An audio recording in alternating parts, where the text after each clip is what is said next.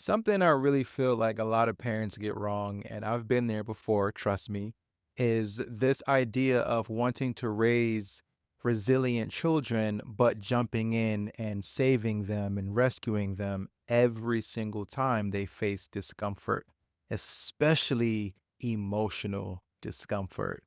I'm sure you can relate, right? We don't want our kids to struggle. We want them to feel better, but we also want them to toughen up and be able to have a thick skin and all of these phrases that society has kind of told us we should preach to our children. And clearly, by now, you can tell those phrases I think are a bunch of BS. But I can see why folks would hang on to phrases like that, but then again, contradict themselves by not giving their kids the opportunity to man up, toughen up, have thick skin, whatever you want to call it. And once again, remember, I've been there. And two, you're doing that because you are trying your hardest not to see your kids in any type of discomfort or pain, especially emotionally. So, in this video, I'm going to give you three things that I practice in my own fatherhood journey that can help you raise resilient children while also allowing you to take a step back and let them foster that resiliency on their own as they navigate adversity.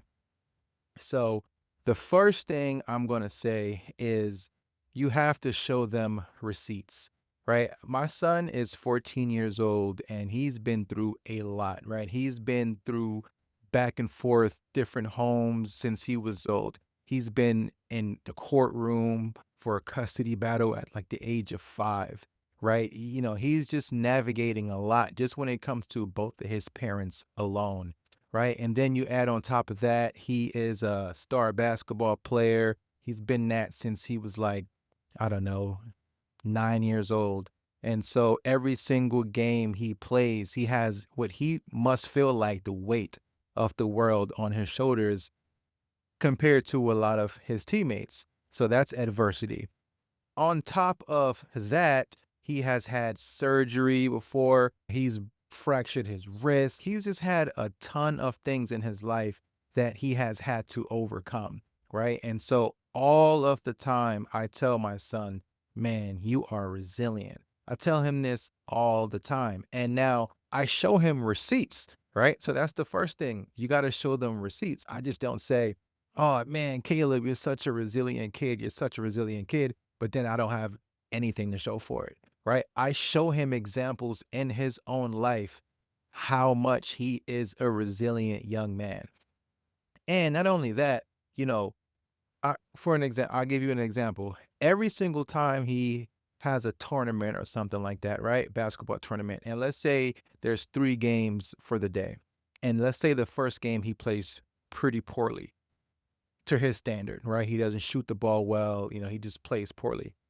I literally tell him every single time that I already know when he plays bad the first game, I feel bad for the team who he's going up against the second game because I attribute that to his level of resiliency. And I show him that time and time again.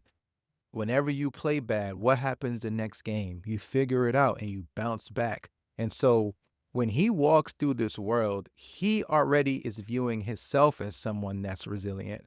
So he can go through something and I or his mom may not be anywhere near to help him, right? And he'll already have a heads up on a lot of kids because he's already been it's kind of been ingrained in his mind that I'm resilient. I'm resilient. And we all know this by now.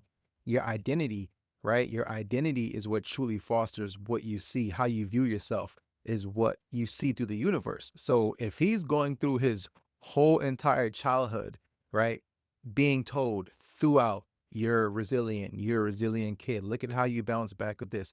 Look at how you handle this co-parenting thing. Look at how you're doing this. You are a resilient kid. Look at how you bounce back from surgery. Like you are resilient. He gets told this every single day almost, I feel like, or I'm telling him this all the time, that you're a resilient young man.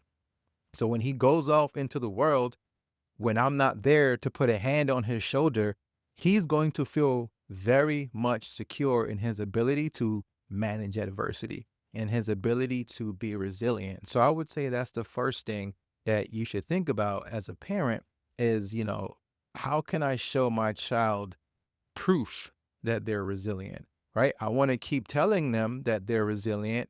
Yes, say it. Yes, you're resilient. You're resilient, especially coming from us. Coming from us, that would be like the world, that would mean the world to them.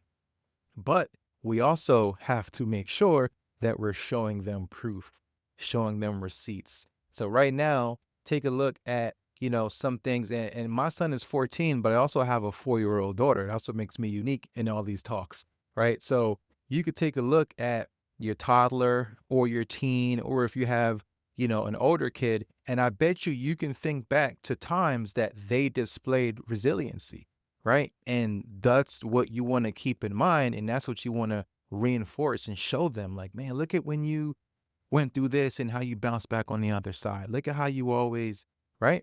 And so he's resilient.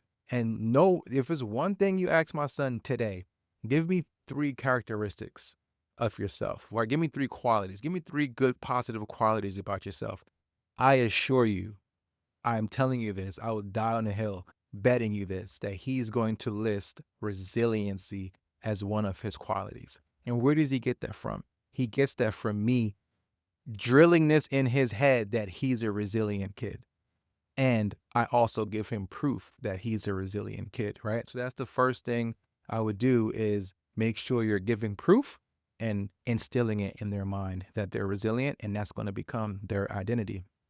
The second thing about resiliency that I often preach to my son, also my daughter at this young age, is this idea of stop clinging, right? My son knows that the number one thing I always tell him when it comes to things that may not go his way or he's having a hard time is whatever surfaces, whatever comes into existence because something happened also has the ability and will move away. That's just the nature of phenomena. Like I can't explain it any better than that, right? So if something is gonna come up and you feel a certain type of way about it and you have some discomfort, guess what? It rose up. That means it can also go away. It can also go down. So don't cling to what's happening. Don't hang on too tight to what's happening. Sometimes in my own life, I'll be going through something and I'll tell my son what I'm going through, and he'll be like, Dad, remember, don't cling too tight to these things. And, it sounds funny, and he's probably saying it to be a wise ass, but it's truth in it. You know what I mean? It's really truth in it. Sometimes it's hard for us to practice what we preach, because we wear so many hats in life in general, even outside of father, even outside of mom. We wear so many hats. So sometimes I'm going through something and I openly share with him, and he'll look at me, he'll be like, Dad, remember, like, don't cling, don't cling. And I'm like, dang, you're right. So I would say that's the second thing is kind of teach them this idea of not clinging on so tightly to when something doesn't go their way, right? Because when something doesn't go their way and they cling on so tightly to it, they're now identified with whatever that feeling, that suffering that they're going through. And so if you can show your kids the benefit of just acknowledging it, right? We don't run away from feelings. We don't run away from discomfort. So I always tell them, today is a good example. Earlier today, my son had a basketball game. It was a playoff game, semifinals. They lost on a last minute shot, right? And he was crying, tears. I felt so bad for these kids, right? And, I have to tell him, hey, remember this feeling, right? Yes, remember this feeling. We're not going to run away from how we feel. We're not going to get into the habit of suppressing and not feeling the emotions. No, we're going to remember how we feel. We're going to name how we feel. You're hurt. You're disappointed. Maybe a little frustrated. You're a little angry. Coach took you out when maybe he should have kept you in the game. That's how you feel, right? But what are we going to do with that? Are we going to hang on to these emotions for the next 2 months? No, don't cling to it, because just as how you could lose this playoff game today, in a month or two from now, you can win another playoff game. Next week, you got another opportunity in your other league to win a playoff game, right? So these feelings of frustration can easily go away. And now we acknowledge the feeling of joy, right? It's like that. What's that? I'm about to really age myself here. What's that? Love and marriage. Yeah. You can't have one without the other, right? Yeah. Al Bundy, I believe. Yeah. So you can't have one without the other, right? So whatever you think is bringing you some pain, guess what? You can ascribe a certain meaning to it, and that same situation will bring you some joy. And this is what I tell my kids, and my daughter is 4, the same thing. She got in trouble at school for doing something, and she wasn't happy about something. And I said, Kenley, now, when we don't get our way, or if we don't get the things we want, I told her, I said, do we hug on very tightly to that? Right? I'm on FaceTime talking to her about this. I'm like, do we hug on tightly to stuff like that? And she goes, no. Right? And we talk about this all the time. Like, so don't cling on so tightly when you don't get your way, because the chances are you'll get your way rather soon. You can't have one without the other, right? And so it's polarity, so I teach them these things that can get real deep if we look into it on a non-surface level. But as far as children, oh, don't cling. Deep teaching, but you can tell a preteen, a teenager, a toddler that, and spend 5 minutes in giving them examples of how that is, could be life changing for them, and they'll understand it. And then the third thing, which I think is, I hate when people say the third and last thing, but the most important thing, I saved it for last on purpose. But I don't think I saved it for last on purpose. I think this is just how I'm coming up with these as I replay my life experiences. The third thing is, be the example, right? Let them see you being resilient. Now, if you only have one kid and this kid is 1 years old, 2 years old, you may have to find different ways to show the example. But if you have, I would say, a kid that, school age kid, elementary, middle school, high school, even in college, let them see you go through something and come out on the other end of it. So this is one of the biggest pieces for my sons and our relationship, because he's seen me at my last. He's seen me down and out, right? When I was going through a custody battle with his mom where I spent over $80,000 to have him half the month, you know what my son saw? My son saw me have to reach out for family members so I can get money to buy pizza for us to eat dinner, because I didn't have it, because I was paying lawyers and paying rent and all types of responsibilities. So he remembers those days, right? So he remembers that. And now he sees me, I'm running a business, I'm helping men, fathers, parents in general, all over the world parent more mindfully. He's seen me dive deep into my meditation practice. He's seen me get a job that has paid me more money than I've ever made in my life. He has literally seen me go through the phases of fatherhood adversity. He's seen me go through the phases of adversity just as a man in general outside of fatherhood. And he's also seen me come out on the other side of that. And I openly share with my son things I'm going through for that very reason. So when he realizes, like, man, my dad is resilient, like, my dad has gone through XYZ and it doesn't stop him. He still shows up every day, not only just for me, but he shows up for my sister. He shows up for work. He shows up for his clients. He shows up for his employer.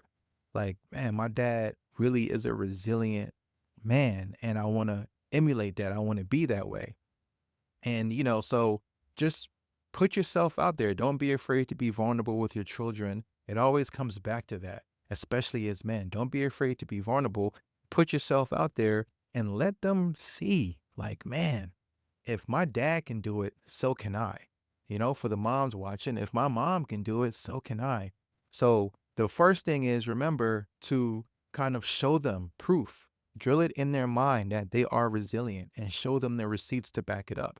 The second thing is, give them this framework of stop clinging to things that don't go your way. Don't be too attached to it, because anything that comes up can pass away. Feel the emotions of how you feel, but you don't have to cling to it. And the third thing is be the example, right? Be the dad that shows them how to be resilient by yourself being resilient, but by being resilient yourself, right? Use these same tactics that you're teaching them and apply it in your own life. And you'll be able to be the living proof of what, this framework and these skills can do in a real life situation.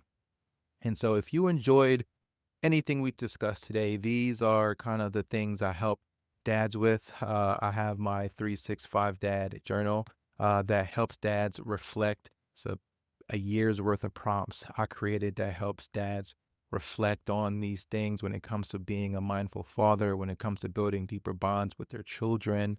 I also offer one on one coaching where I coach dads on how to be emotionally strong, not just physically strong as a father, and how to cultivate a mindfulness practice that will not only benefit them as a dad, but also benefit them in their role as an individual in the world. If that interests you, you can take a look at the links that are in the description.